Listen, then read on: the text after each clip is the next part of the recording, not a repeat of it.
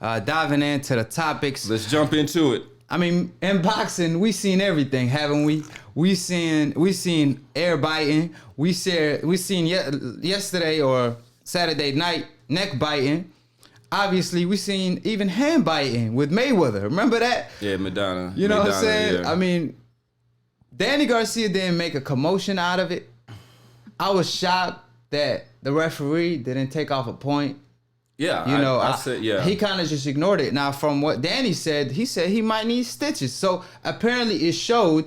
Obviously, he probably was over-exaggerating. Yeah. But at the end of the day, he did bit him, and you could see it. Yeah. If I was the referee, I would have at least took a point or two off. I mean, you seen him do something like that. It threw Danny Garcia off. He thought this dude was psycho. So it's a couple of things, and we have somebody was asking that this was Pito Frescobar, feeling that said, why didn't the referee take a point or two away? Because I argued that same point in there. I mean, this is a foul that's outside, and particularly something as egregious as biting your opponent. The only thing that I can say is I don't know if the referee saw it at that time.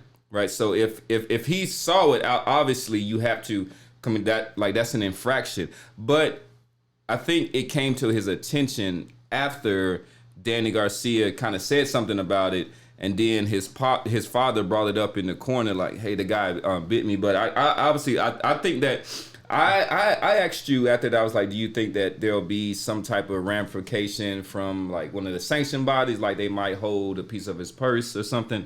I don't think that they should. I think once the bout is, it obviously didn't go to the extent of the Mike Tyson bite.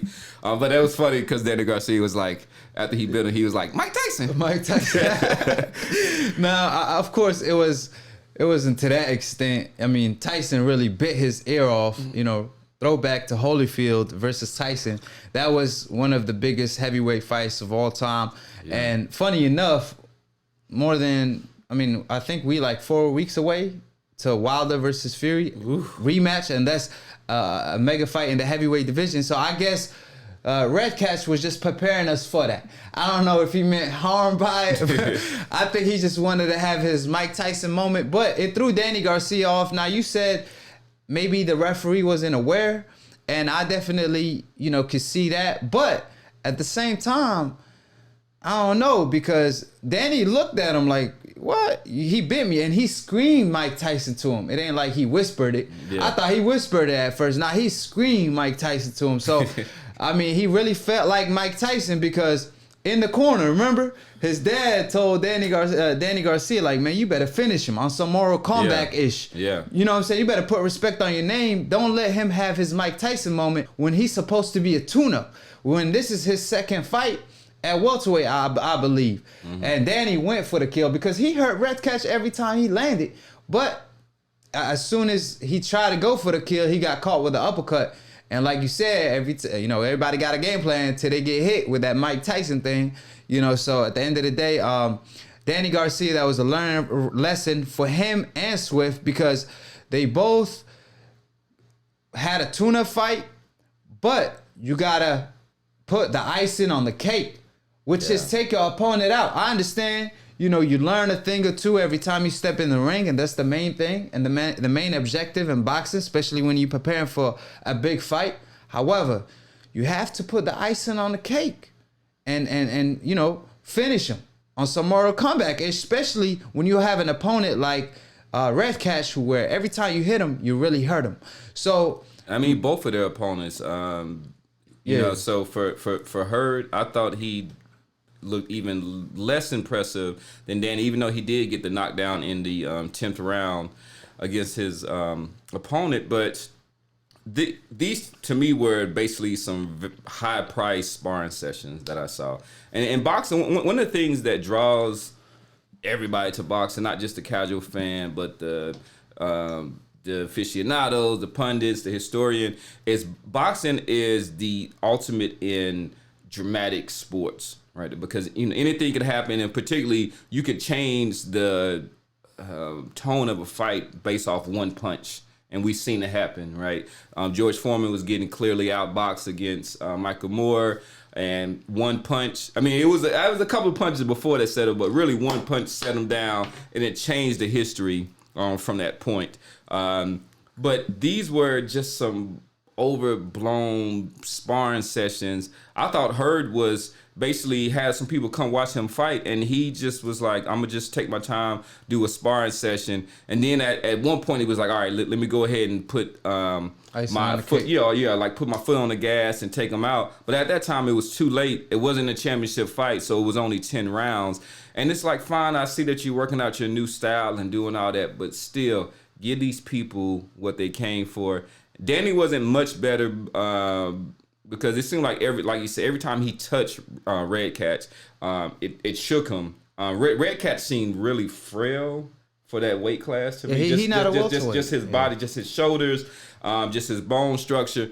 And we were also looking. He has a loss to Tevin Farmer, so this is not a natural 147 fighter. He put Tevin Farmer on the map. Like people, exactly. That's when Tevin Farmer was getting better.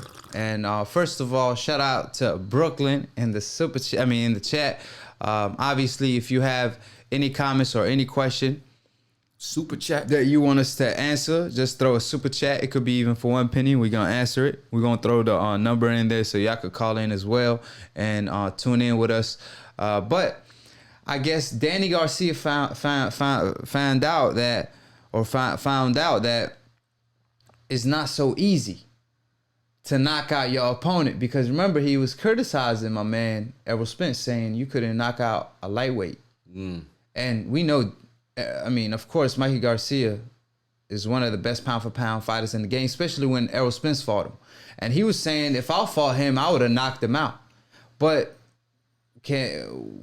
based on this performance, I don't see him knocking out Mikey Garcia. Not saying he can't beat Mikey. I'm just saying I don't see him knocking out Mikey, because Mikey has a chin. Mikey is a counterpuncher, and he's 10 times better than a Redkach. So if you couldn't stop a Redkach, who every time you hit him, he was stunned or hurt or wobbly, how you expect to stop a Mikey Garcia? So things aren't as easy as it looked from the outside looking in. Obviously, Mikey Garcia was the one that turned down the fight and went the Jesse Vargas route. It wasn't Danny Garcia, but that's just food for thoughts out there, because he was critiquing Errol Spence, saying, you could have finished, of course, a lightweight. I would have knocked him out. But we see you against Redkach, who was a lightweight, right? He fought Tevin Farmer and moved up, and he couldn't finish him in the showcase fight for Errol Spence or my man Hurt. But we also want to be fair that his fight prior to this one was at 147, and one of the reasons why it made it even something that was palatable was the fact that in Redkach's previous fight, he stopped Devin Alexander. But Devin Alexander was a shot version of him, but it was at 147, and he did stop him. So so go ahead. We want to give him credit. Hit the bell. Now, of course, Terrence Crawford came out.